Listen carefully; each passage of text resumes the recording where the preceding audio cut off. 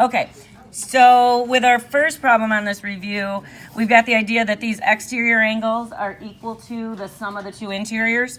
So then for number one, x would just be equal to the 30 degrees plus 80 degrees.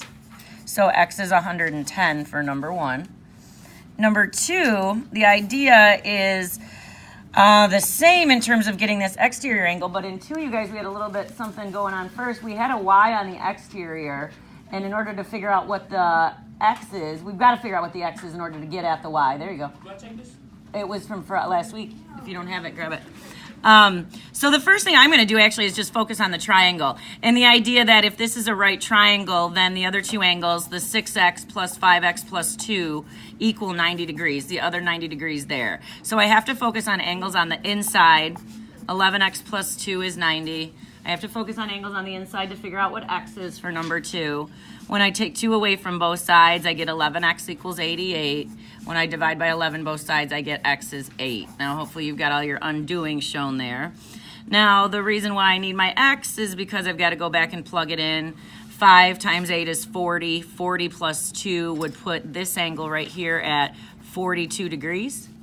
And then I've got to use the idea, well, I could do one of two things. Since we're in section 5.1, let me go get this other one. 6 times 8 is 48.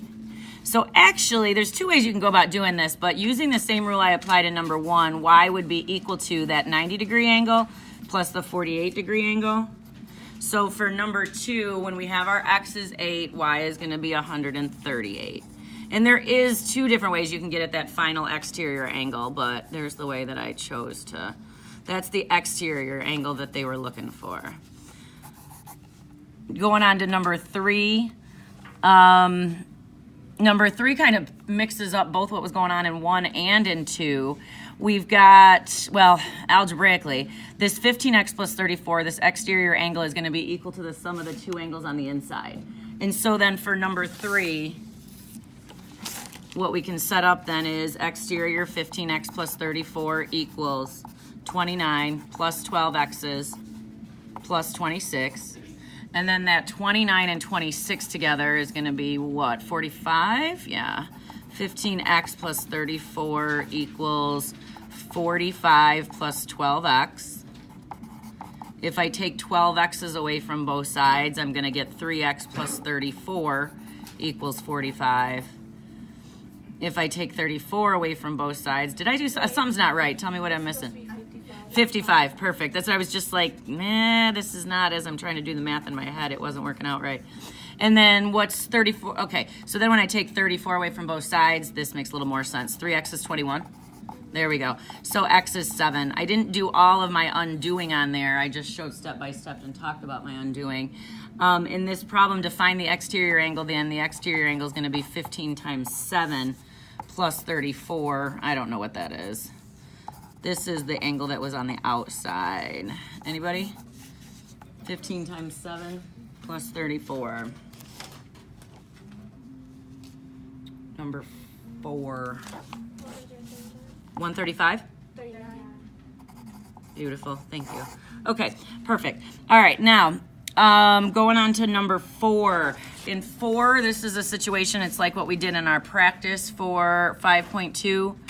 Identify all pairs of congruent or corresponding parts, then write another congruent statement. For number 4, you guys know I like to go through and just do angles first.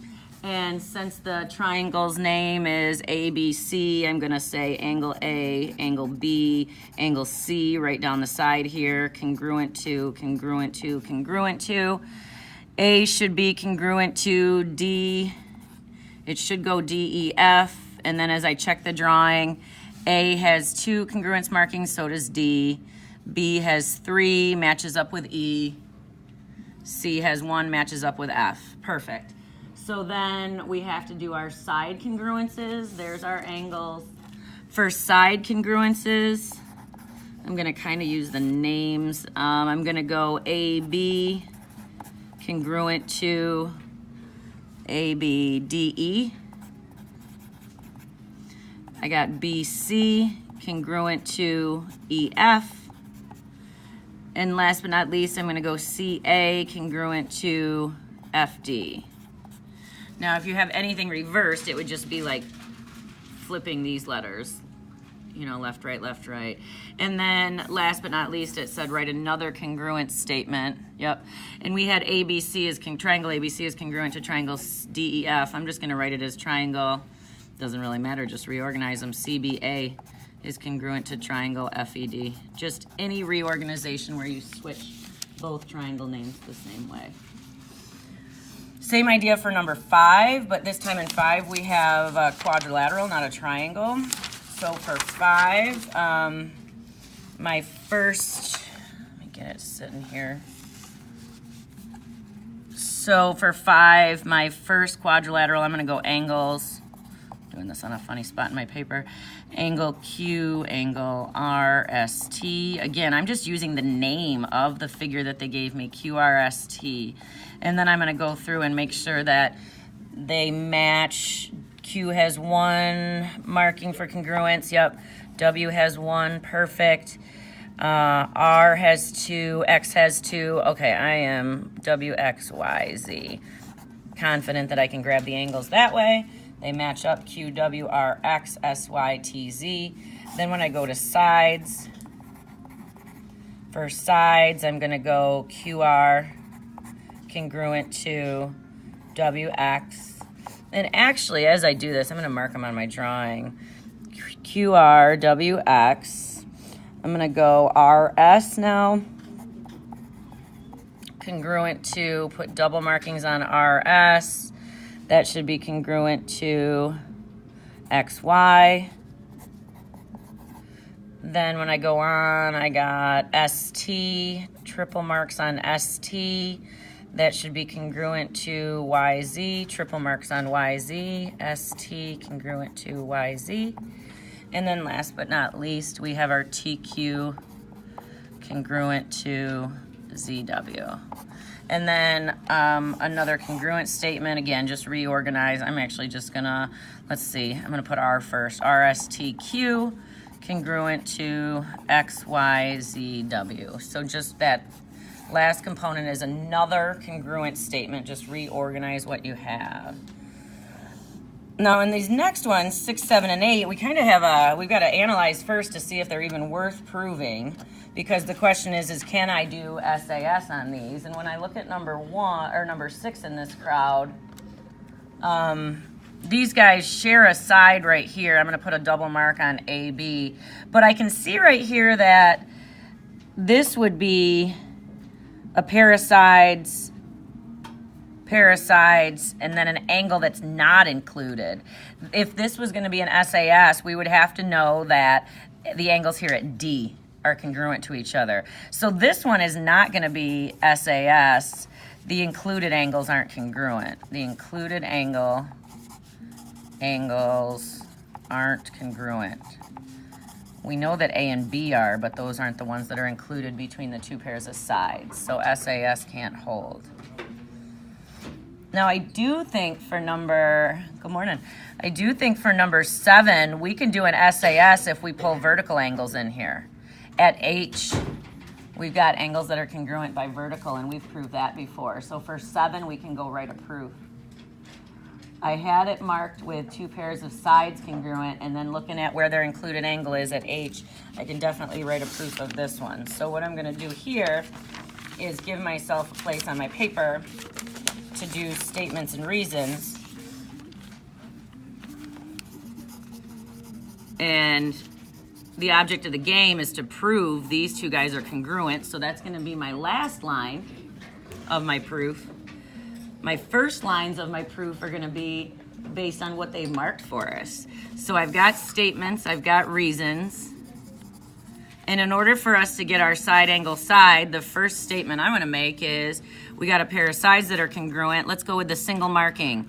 GH is congruent to KH. GH is congruent to KH. And how do I know?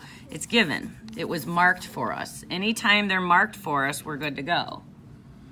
Now, if we want to keep up with the make our statements and reasons follow side angle side, which we can.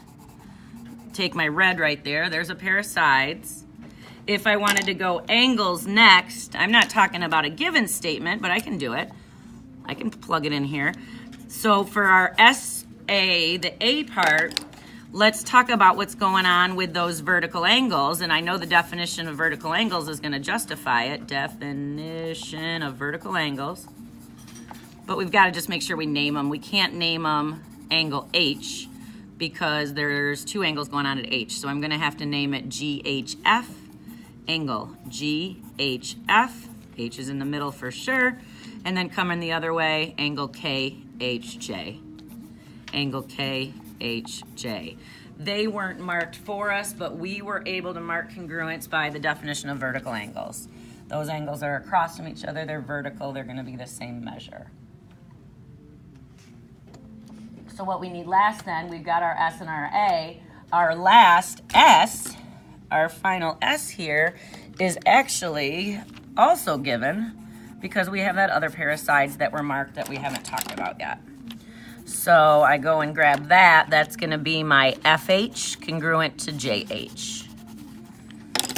FH congruent to JH. And that one was also marked for us, so I can write given. We've said everything we needed to say to prove these triangles are congruent. We've got a side angle side relationship. Our fourth step is what we were trying to prove. Triangle GHF is congruent to triangle KHJ, right? And why is that? SAS congruence theorem. And our SAS happened in the first 3 lines. I'm gonna hold off right there. I know some people were just kind of getting this. You might have identified SAS as being as something that would work, but maybe not write about it correctly yet. We'll get there. So on the test, do we have to write it in order? Just asked a good question. On the quiz, do we have to write it in order? You could have these out of order. I still know it's SAS. You know, like me smacking that in the middle here just exemplifies it's the included angle. But you can come down, even if it's not in that SAS order, you can come down and say SAS was proved.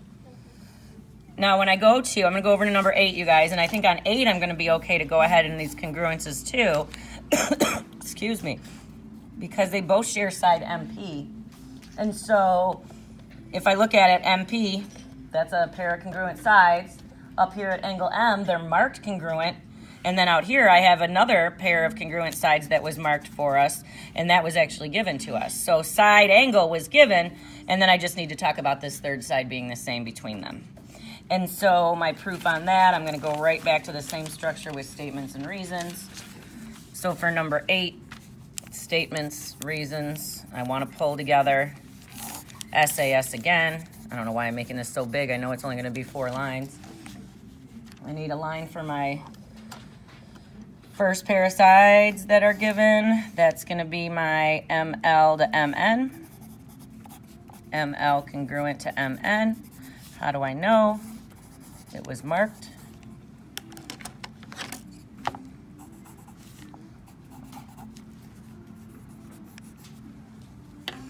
Then I go on to my next statement. I'm actually just going to roll right through the rest of the givens. I've got these angles marked up here at M is being congruent.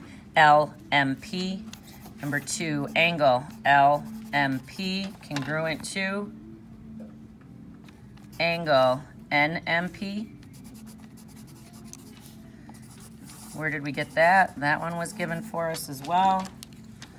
There's my pair of angles. And then my last line is going to be the MP is MP. That's the it is what it is rule. MP is MP. What rule is it that says it is what it is?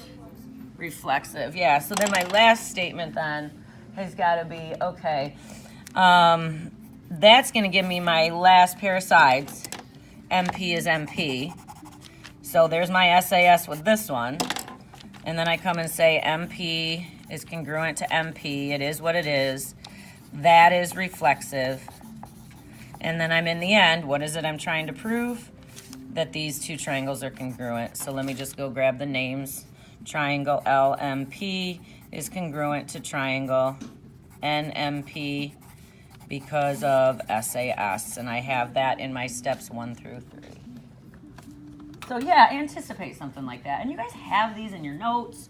You got examples in your notes. You've got examples on your homework. And I know it's been some time since we did these things together, but you can use your stuff on your quiz tomorrow. And keep this quiz review overnight. I'll post this video too tonight so you can look at it. I'm going to move on to number 9. I'm going to do these on this page. The only thing about these kinds of problems is they have you go at this drawing multiple times. And so like using a pencil, we had one in class like this too. Using a pencil so you can erase things to go from problem 9 to 10 and whatnot would be useful. So now what do we got here in 9? It says if VW is congruent to, WX. Aha. They're trying to get at, you guys, if we look at this isosceles triangle right here and nothing else, what base angles are congruent? V and X.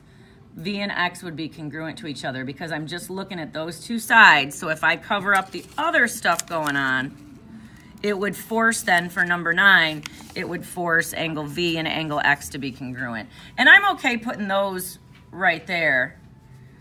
I'm okay putting those right there without any other letters because I'm trying to ignore the rest of what's going on in that drawing anyhow. I'm trying to ignore the rest of what's going on. And then like I have to reset. Erase what I have here and go on to number 10. So that's taken me to XZ and XY. So then what base angles does that force? Z and Y. A little bit better? It's really like the erasing and covering is super helpful. So I get those out of there, Z and Y. Then we go to, what do we got? ZVX.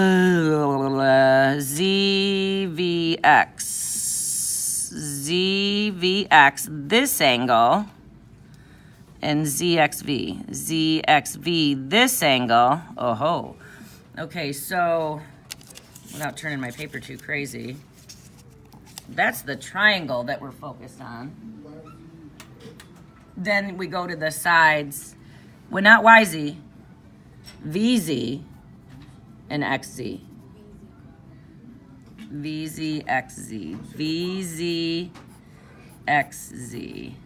Oh, shoot, and they're saying state what theorems. I'll come back to that. It's either base angles or base angles converse, both of all of them. I'll come back to it. The angles forcing the sides, that's the converse. Let's look at this last one now. They say, and again, like now I even can see some of the places I put marks on my drawing. XYZ. XYZ, that angle, is congruent to ZXY. So they got us on this triangle a little different. If you think about it, ZX and, nope. These angles open up to, this angle opens up to the ZX, this angle opens up to the ZY. ZX, ZY on that one. ZX, ZY. Now, 9 and 10 are the base angles theorem, the BAT base angles theorem. And this 11 and 12 are the converse of the base angles theorem. And those were both out of section 5.4. Yeah. So, do we have to write base angles theorem, or can we just put theorem 5? Oh boy, I'd rather see the name than the number. You know, and I don't expect you to remember the numbers. I think You it's say 11 and 12 is base angles theorem. So 11 and 12 is the converse. The converse of the base angles theorem was the one that said if you know the angles, then you know the sides are congruent. The base angles theorem itself said if you know the sides are congruent, then you know the base angles are the same. And then moving over to 13, a couple things going on in 13. Oh, 13, we got 2 different triangles. Phantasmo. All right, so let's see what we can copy from one triangle to the other based on the way that they're named even. Like I see that angle E is 123 degrees. Well, angle E and angle R should both be the same. So I'm gonna put my 123 over here. angle D and angle Q correspond. So my 29 degrees on angle D can go over here. And actually, that's more helpful because when I look at this right-hand triangle now, I have 3 angle measures, even though one of them is written as an algebraic expression. I know that for that problem then, that all 3 angles add to 180. So 2x plus 2 plus 29 plus 123. All those inside add to 180. So that's 180 equals 2x plus 31, 154. Well, okay. In my head, I was doing it. I was close. 152. If I take 152 away from both sides, what do we get?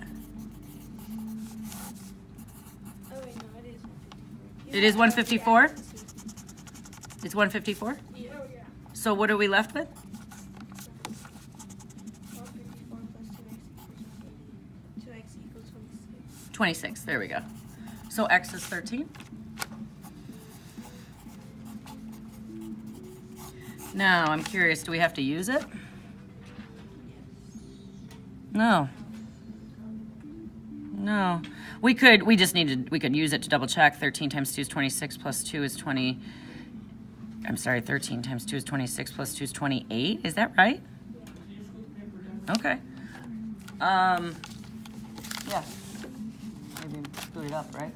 Now, we've got to go find out what our y is. And y is hanging out here on side ED. ED is going to be congruent to RS. ED and RS. So what I've got right now then is, let's see, do I got that right? E to D, nope, R to Q, my bad.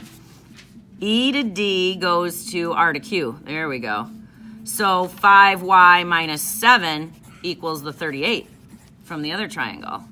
So if I add 38 to both sides, 5y is 45. I'm sorry, if I add 7 to both sides, 5y is 45. Divide by 5 on both sides, y is going to be 9 for that problem. So 2 different things to go at there.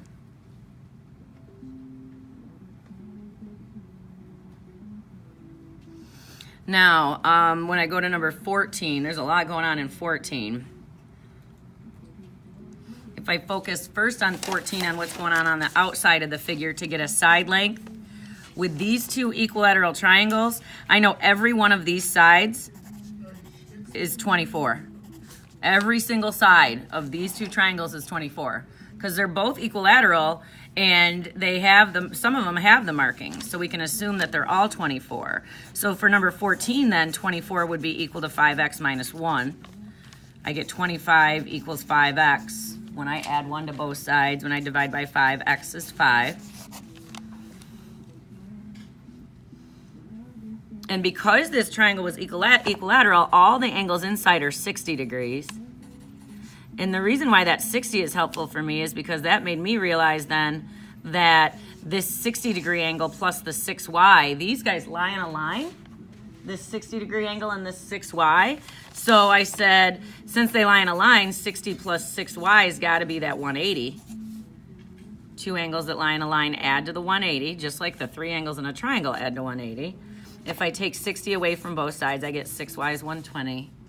And if I divide by both sides by 6, I get y is 20. Show your steps. I'm just kind of walking through the undoing in my mind. So for 14, x is 5, y is 20. And then last but not least, problem 15, we've got this situation where they talk about a right triangle. So the first thing I want to do for 15 is just sketch a right triangle.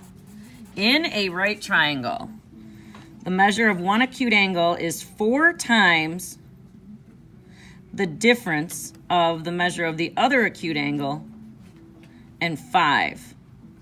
That one is tricky. Find the measure of each 4 times the difference. So let's call one of these angles x. And then the way I'm reading this is that this other angle is going to be 4 times the difference of, at 4 times the difference. So I'm feeling like I got to put that difference in parentheses. And it's going to be, what is it, x minus 5. The way I read it is I would group up that x minus 5 in parentheses. 4 times the difference of the measure of the other acute angle in 5. The way that that's written, I would do it this way. So now, because this is a right angle already, right triangle already, these two quantities, 4 times the quantity x minus 5, plus this other x, they should add up to the other 90 degrees. So 4x's minus 20 plus x equals 90. I can't start undoing until I add like terms. So 5x minus 20 equals 90. And when I add 20 to both sides, I get 5x is 110. And when I divide both sides by 5, I get x is, 22? Yeah. Find the measure of each acute angle in the triangle. One of them's 22. 90 minus 22 is going to leave me with, 68. So 22 degrees and 68 degrees would be the measures of those angles.